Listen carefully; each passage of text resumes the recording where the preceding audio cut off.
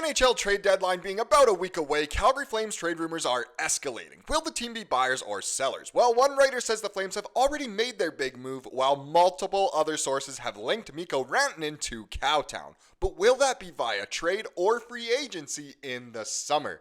We're going to get into all that and more in this video, but first I want to welcome you to Flames Digest. I'm Mark Griffith. If you're new around here and you love the Flames, make sure you subscribe so you can stay up to date on all the latest news, updates, reports, and rumors revolving around your Calgary Flames. We would love to welcome you to the Flames Digest family. And the first thing we're going to take a look at in this video is if the Flames are kind of, going to make a deadline deal, because it is on March 7th. We're so close.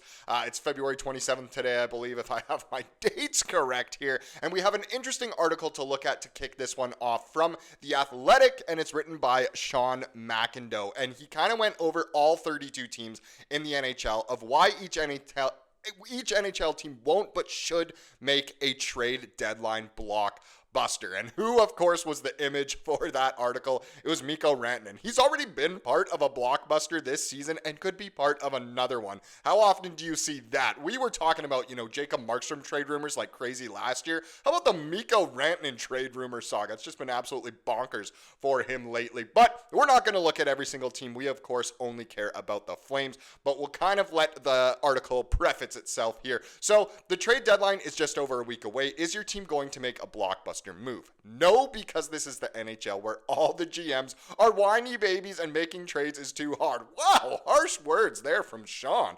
There will be trades over the next few days, maybe even lots of them, but they'll be by the numbers stuff, a pick here for a rental there, not anything big and bold. Given the extremely middling talent expected to be available, that's all anyone can do. Your team will play it safe.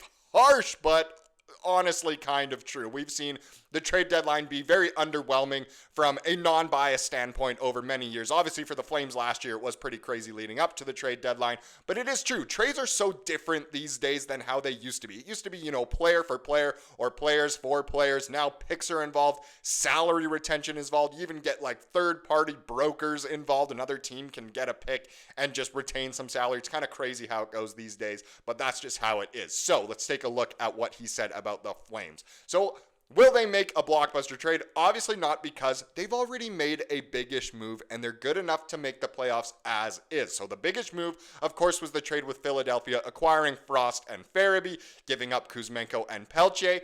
But it's interesting. He's kind of saying the Flames are now good enough to make the playoffs. And you think of yesterday, Vancouver played, they ended up winning. They almost blew it to LA. LA almost did us a favor, couldn't quite, but that's who we're in a race with right now. But here's the big B-U-T. They're going to get their doors kicked in once they get there. So McIndoe here thinks the Flames are good enough to make the playoffs, but if they make the playoffs, they're just not good enough. So maybe they should make a trade. And sure, there's some value in just getting to the dance, especially for younger players such as Dustin Wolf. But do you really want to burn through a season just to get swept by the Oilers? Whoa, that wouldn't happen. Calm down there. And then hear about it from their fans for a decade. Either load up for a 2004-style miracle run or accept reality and move some of those big contracts you say you're keeping. So that's more so, committing to the rebuild in quotations there. Trading away guys like Andersson, maybe even Kadri, maybe even Coleman, stuff like that. So it is interesting overall. Will the Flames make a blockbuster? Probably not. If they want to be better in the playoffs, they should acquire someone. Who would that be? I'm not too sure. The Flames looked really good against Washington the other day. If they can play that way, I'm sure they can be a threat. But overall, it is interesting. Let's get into the main man here and talk about Mikko Rantanen and talk about free agency, or it could maybe be the trade deadline. We'll have to see.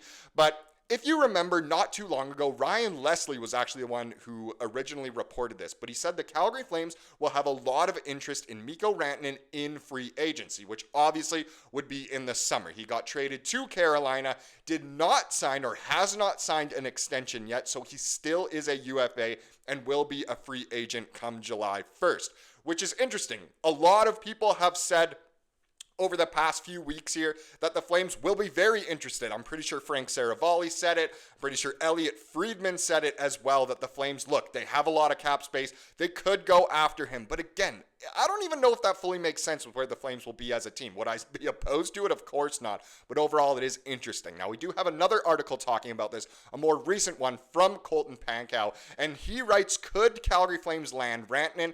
They have the cap space to make it happen, which is absolutely true. And he's he's kind of looking at both in terms of before the trade deadline and in free agency in the summer. So Mikko Rantanen could test the open market even after the 28-year-old pending UFA was traded by the Avalanche to the Hurricanes a month ago. That's already a month ago? Holy. It seems the Hurricanes are worried about being able to work out an extension with Rantanen, with the Finnish superstar reportedly seeking a deal worth roughly $13 million per year, as per Sportsnet's Elliot Friedman, which the different reports have said different things of what he's looking at. Obviously, he wants, maximum value, get the most money that he can, of course, but he himself said he was ready to take a pay cut to remain in Colorado, but they traded him away because they didn't think they'd be able to sign him. So overall, interesting, not too sure what the actual dollar sign would be on Mikko. The Flames are one of just a few teams with the money to afford such a contract, with Puckpedia listing their projected cap space at more than $17 million, the second most of any NHL team. So they definitely have the space to make it work. That in large part is why Pat Steinberg of Sportsnet 960 thinks the Flames are interested in Rantanen. So again, another person adding on, my old protege, Pat Steinberg from Fan 960. He's the latest to talk about it. And again, keep in mind, yes, the Flames do have money, but they will also need to pay their players down the road. Guys like Wolf, Zary, Coronato, Parekh even, maybe some of our other studs from this most recent draft. But let's get into what Pat said here. He said, I believe the Flames will have strong interest in Rantanen if he hits the UFA market this summer. I think there's a strong chance Calgary will be one of the teams ready to put a massive deal on the table, Steinberg said on Flames Talk. I fully do believe that Rantanen is a guy they'd be willing to put some big money down on and try to lure him in on a 7-year deal in free agency. So essentially a max contract here. And it is true because he's an established player. Is he a bit of a Colorado first-line merchant? Maybe a little bit. It always benefits to play with stars like McKinnon and even Makar from the back feeding you, but he is a really good player. No one can deny that. Steinberg also brought up the potential of trading for Rantanen, but made it clear that in order to do so, they would need to be 100% certain that he would be re-signing, as the Flames are not in a position as a franchise to be adding rentals. It would be the stupidest thing if the Flames traded for Rantanen before the deadline without a contract in place already. Giving up, a boatload of our future to Carolina for essentially nothing, a playoff run this year in a year where you're not guaranteed to make the playoffs, would be absolutely ludicrous. Trading for Rantanen would give the Flames the opportunity to sign him to an 8-year contract, whereas if they pursued him as a free agent, they could only give him a maximum of 7 years. So there's another positive, another pro of trading for him now, but still, the extra year doesn't matter more so for us. It's just more so leverage to actually get Rantanen to sign, but still, either way, trading for him without a deal in place, again, would be honestly just idiotic at that point. Steinberg isn't the only member of the Flames media who has mentioned Rantanen either. Ryan Leslie shared similar thoughts when speaking on the Real Kuiper and Bourne show in late January, as I just showed you. You've got some dough, as everybody knows, in Calgary, Leslie said. Conroy wants to spend it, but he wants to spend it wisely. Did Craig fancy a guy like Mikko Rantanen? You're darn right he did. Does he fancy some of the big-name free agents that I'm sure you guys have talked about? Yes, he does. Conroy, he knows what value is and he wants to acquire it. Rantanen is one of the NHL's top offensive weapons, having recorded north of 100 points in each of the past 2 seasons. Prior to being traded, he had 25 goals and 64 points in 49 games with the Avalanche. Not bad numbers at all. He is absolutely incredible. Let me know down below. Would you like to see the Flames pursue him in free agency, even maybe trade for him before the trade deadline, and know that a deal is in place? Overall, be very spicy to have Rantanen here. Still not 100% sure it makes sense, but again, who's going to be opposed to acquiring the Moose Mikko at the end of the day?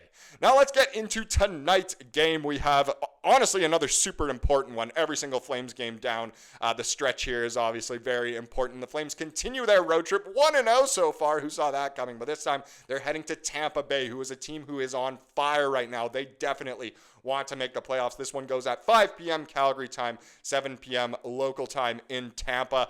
Very, very interesting. 2 teams fighting for a playoff spot. Similar amount of points so far this year, and it'll be a tough one for the Flames. Expect Wolf to go in, but, I said that last video, and then last second, Vladar was apparently playing against Washington, and it worked. So, again, I'm expecting Wolf, but we'll have to see. obviously hope the Flames can catch a dub in that one. Now let's wrap up this video with the comment of the day, as we love to do here on the channel. And this was honestly just a super funny comment, got quite a lot of likes, but it's just so true. So Joe here said, a conundrum wrapped in an enigma surrounded by the indomitable human spirit. That's our Calgary Flames. The Flames make zero sense. They were a team that wasn't supposed to do well this year, had such a hot start. They've been in the playoff race all season long. Then they start to fall off a bit, before the Four Nations face off. They come back, get a gutsy win against San Jose, and then honestly kind of dominate the top team in the East and the Washington Capitals.